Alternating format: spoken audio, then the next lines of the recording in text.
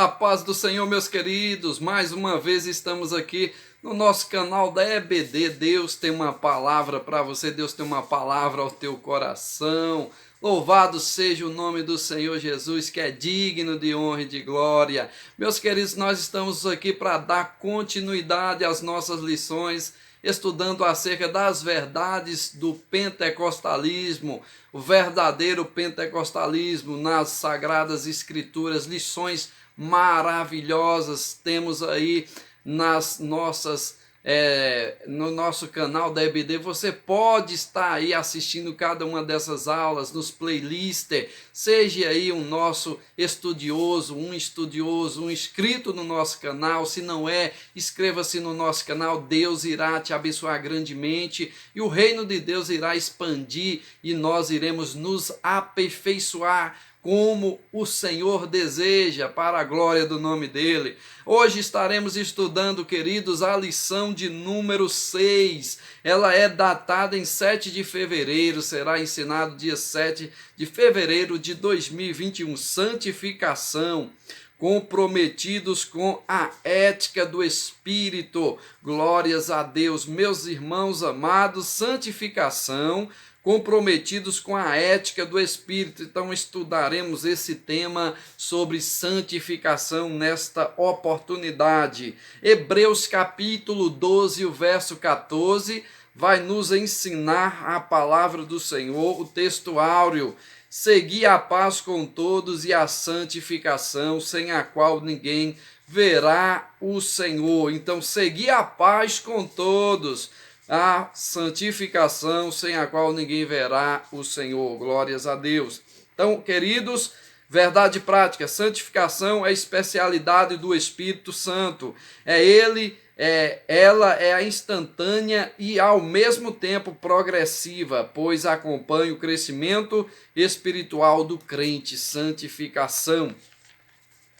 A lição de hoje nós temos aqui, meus queridos, 3 pontos que precisamos atingir: apresentar a santificação no Antigo Testamento, segundo, explicar a santificação no Novo Testamento, e terceiro, explicar o exemplo de santificação à vida dos alunos. Louvado seja o nome do Senhor. Primeiro, santificação no Antigo Testamento. Olha, a santidade de Deus se originou nele mesmo.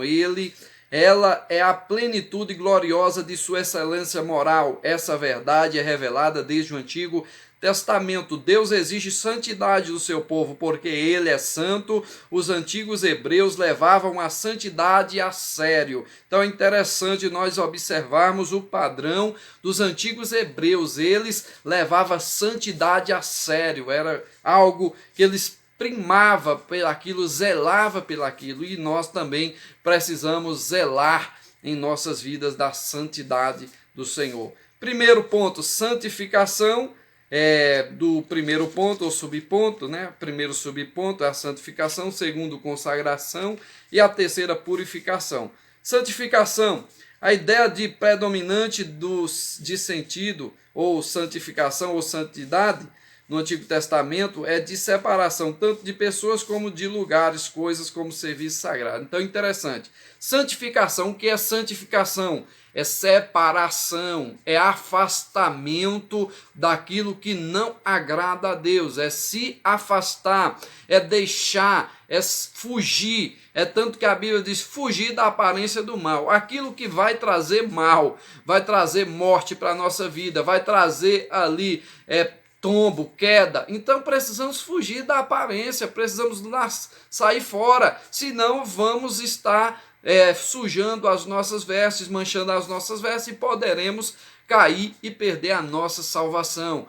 Pois a salvação ela é obtida em Cristo Jesus, mas para se manter a salvação é preciso também nós nos santificarmos, e a santificação é algo progressivo, ou seja, o que é progressivo é algo que nós fazemos hoje, fazemos amanhã e continuaremos fazendo até o fim dos nossos dias. Isso é santificação. De nada adianta eu me santificar hoje, eu me santificar amanhã e não mais me santificar. Então é preciso nós termos uma vida de santidade, uma vida de separação do pecado, do erro, das coisas que desagradam ao Senhor nosso Deus. Segundo, consagração. Consagrar significa investidura de funções sagradas, em outras palavras, é dedicar-se ao serviço de Deus. Isso pode ser pessoas, coisas ou possessões. Consagração e santificação são termos distintos, mas podem significar a mesma coisa dependendo do contexto. Que façam vestes Arão para santificá-lo. Olha só, Êxodo 28, 13. Então, nós precisamos também viver uma vida de consagração. Como nós podemos nos consagrar? Quando eu tiro um tempo do meu dia para Deus, eu estou me consagrando ao Senhor, me consagrando para Ele. Quando eu tenho 24 horas em um dia. Eu posso tirar 1 hora, posso tirar 20 minutos, posso tirar 10 minutos dessas 24 horas e consagrar ao meu Deus. Como eu devo me consagrar? Eu posso me consagrar lendo a Bíblia, lendo a palavra. Eu posso me consagrar também orando, buscando a presença do Senhor. Eu posso me consagrar também jejuando. Então são formas de consagração. Então nós, cristãos, não podemos viver sem nos consagrar ao nosso Deus. Se você não consagra ou nunca consagrou, é preciso ter essa prática, é algo que nós devemos fazer. Se você observar, Daniel se consagrava ao Senhor, vivia uma vida de consagração a Deus. Se nós observarmos, ele fez uma consagração de 21 dias orando ao Senhor em busca de algo de Deus, de uma parte do Senhor. Então, meus queridos, nós precisamos nos consagrar a Deus.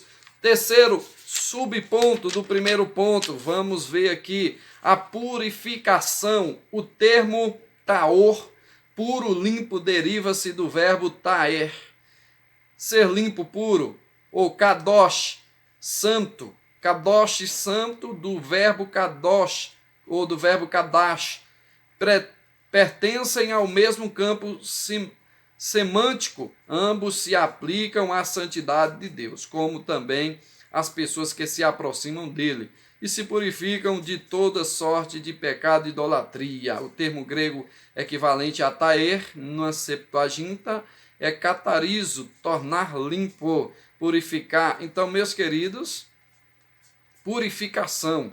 Nós vemos aqui purificação, precisamos também ter uma vida pura. Como é que eu me purifico?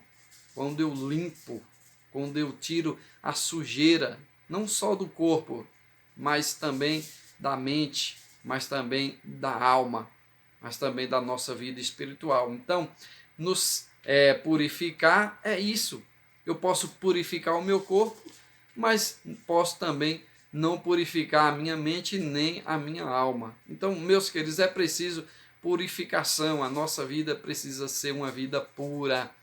De nada adianta eu me purificar aqui espiritualmente, purificar mentalmente e não tomar banho. Isso aí é falta de higiene e também é algo que é sujo. Então, isso é sujeira. Então, isso contamina o nosso corpo e o corpo vai chegar um dia que ele não vai resistir. Então, precisamos nos purificar em todos os sentidos da nossa vida.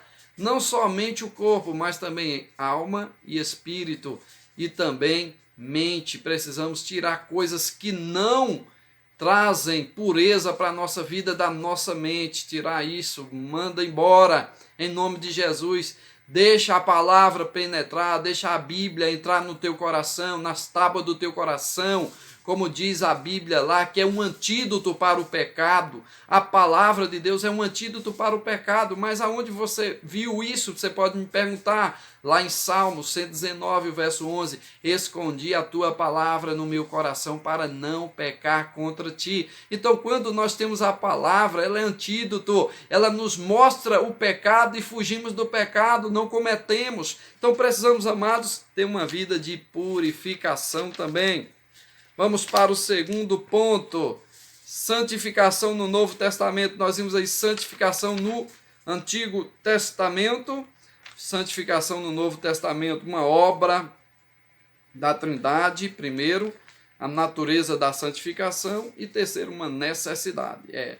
A obra da Trindade. O Novo Testamento torna-se explícito antes que implícito no Antigo. Isso diz respeito também à obra salvífica do Deus Trino. A fé cristã confessa a existência de um único Deus, subsistente eternamente em três pessoas distintas, o Pai, o Filho e o Espírito Santo, igual em poder, glória e majestade, de modo que a obra da santificação, um atributo divino, então, é uma obra da Trindade. O que? A santificação no Novo Testamento é uma obra da Trindade, é uma obra do Pai, do Filho e do Espírito Santo. Então, foi Jesus, foi Deus que realizou essa obra de santificação para as nossas vidas. E aí nós podemos observar, são as três pessoas atuando na obra da redenção. Então, quando nós aceitamos Jesus como único e suficiente Salvador, a atuação do Pai, do Filho e Espírito Santo na redenção, na santificação em nossa vida, trabalhando, nos limpando, nos purificando,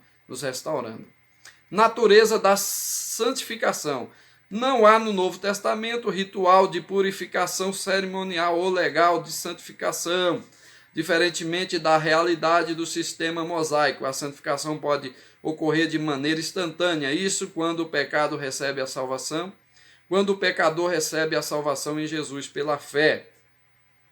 É chamado teologicamente de santificação posicional, referente à mudança da posição.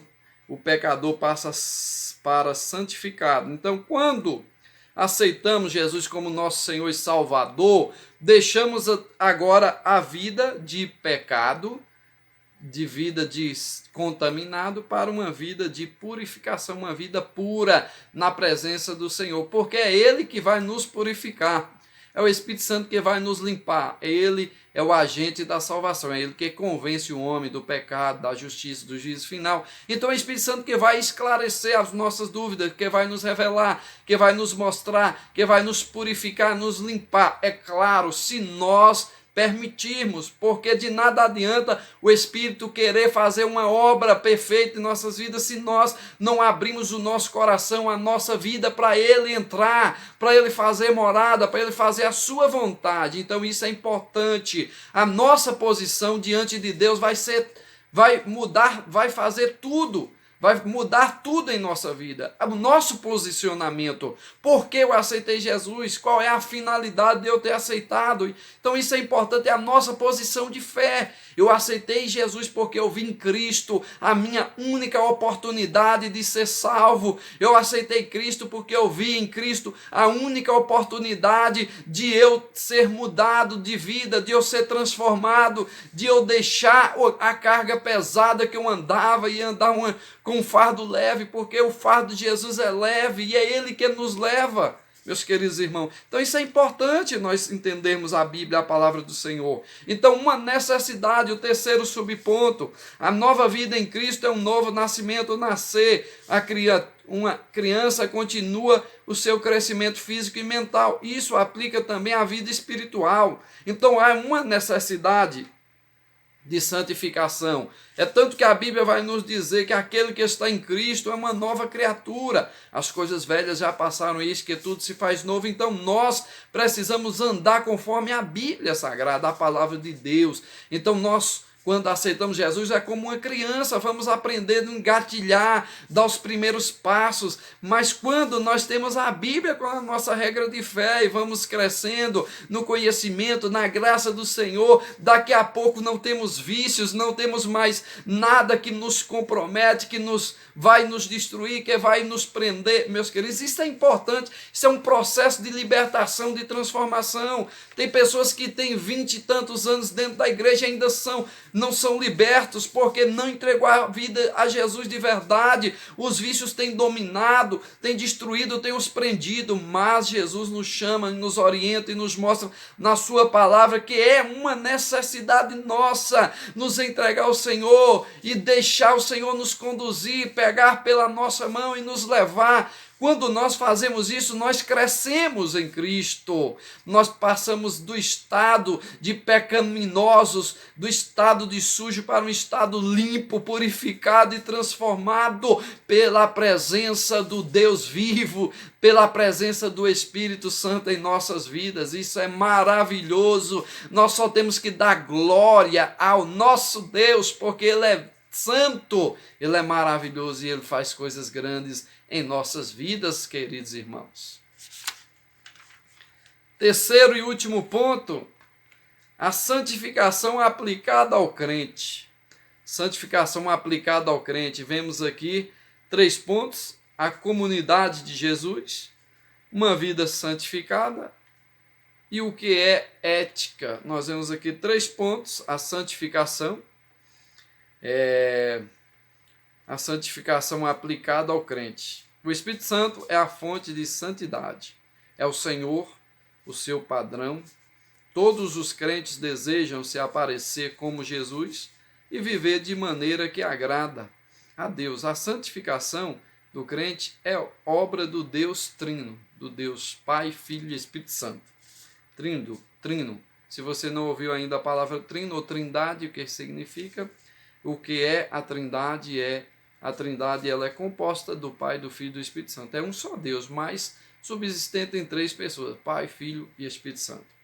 Comunidade de Jesus. As epístolas do Novo Testamento visam fortalecer as igrejas, exortá-las a uma vida santa diante de Deus e da sociedade.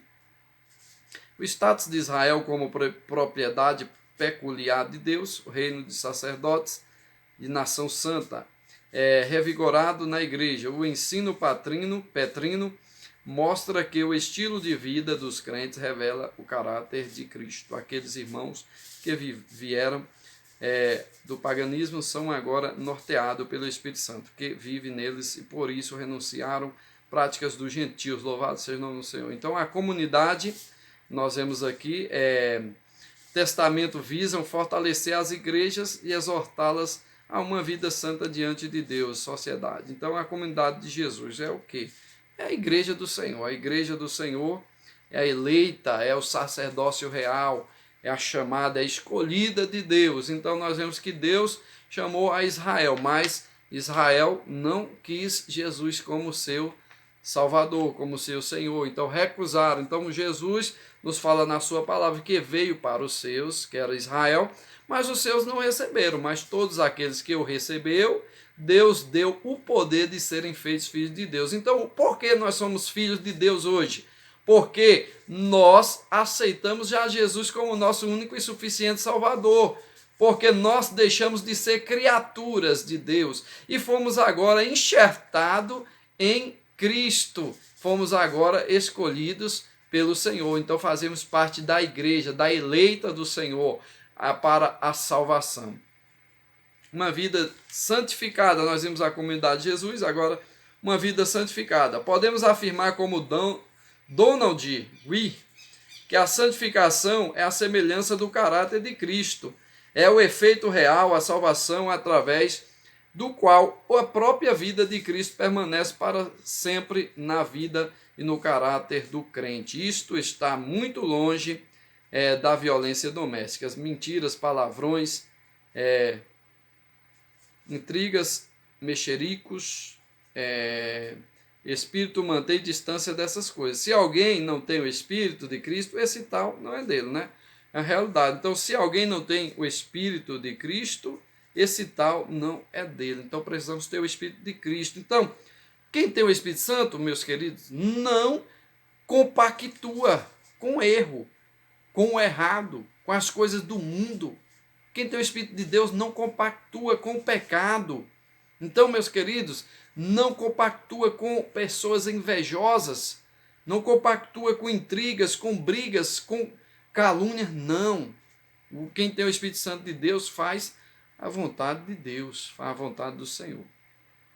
Terceiro subponto, para nós encerrarmos, o que é ética? A ética é o estado da conduta, o termo vem da palavra grega ethos, hábito, costume, que aparece somente uma vez no Novo Testamento, no plural. É um provérbio popular usado pelo apóstolo Paulo. As más conversações corrompem os bons costumes. 1 Coríntios 15, 33. Então, o que é ética? Ética é o estado da conduta, ou estudo de conduta, ou melhor, a ética é o estudo da conduta. É um hábito, é um costume. Ética, costumes. Se nós temos uma ética bíblica, como a Bíblia ensina, uma ética de bons costumes, nós vamos ver aqui um hábito de bons costumes, hábitos bons. Nós vemos aqui que há hábitos bons e há hábitos maus. Então, o que é ética? É o estudo da conduta, o estudo de conduta. Então, um padrão de vida. Então, o nosso padrão, qual é o padrão nosso? Que padrão é o nosso de vida? Qual é o nosso padrão? Então, todos nós temos um padrão. Então, isso é uma ética. Pode não ser a ética que Deus quer, mas é uma ética, é um hábito. Você pode ter um hábito, ou seja, um hábito de não gostar de alguma coisa. Isso é um hábito, faz parte de ética. Você pode ter uma ética, um hábito de dizer eu não gosto de peixe. Isso é uma ética, é um hábito seu. É uma forma de conduta, é algo que você colocou dentro de si. Então você segue esse padrão. Você não come porque você sabe que não gosta e não quer. Então você já colocou isso. Então é uma ética, isso é um hábito. E nós temos hábitos bons e hábitos maus. Mas precisamos priorizar hábitos bons, conforme a Bíblia nos ensina. Ter hábitos de ser verdadeiro, hábito de ser fiel, hábito de ser justo, hábito de nos santificar, de nos separar para Deus, hábito de viver a palavra de Deus. É interessante, quando nós temos os hábitos que a Bíblia vai nos formar, nosso padrão de vida, nossa conduta, nós vamos ver princípios em nossas vidas. Você sabe que se você roubar, você está quebrando um princípio da palavra de Deus. Então, você já tem esse hábito, você já tem essa conduta dentro de si, que você, se fizer isso, você está cometendo um pecado e quebrando mandamentos. E aí você não faz, porque você já tem esse padrão dentro de você, essa conduta. Então, isso são hábitos, isso é a nossa ética, faz parte da ética cristã. Então, meus queridos, foi maravilhosa essa aula. Tenho certeza que Deus irá nos aprimorar cada vez mais na sua palavra. Que Deus os abençoe. Até a próxima lição, em nome de Jesus. Fique na paz do Senhor. Compartilhe as nossas lições aí. Seja um inscrito no nosso canal. Dê o seu joinha aí. E Deus vai abençoar grandemente. Tira um tempo para assistir os vídeos. Isso é importante. Pega uma aula do início ao fim. E você vai agregar conhecimento na sua vida. Fique na paz do Senhor e até a próxima, em nome de Jesus.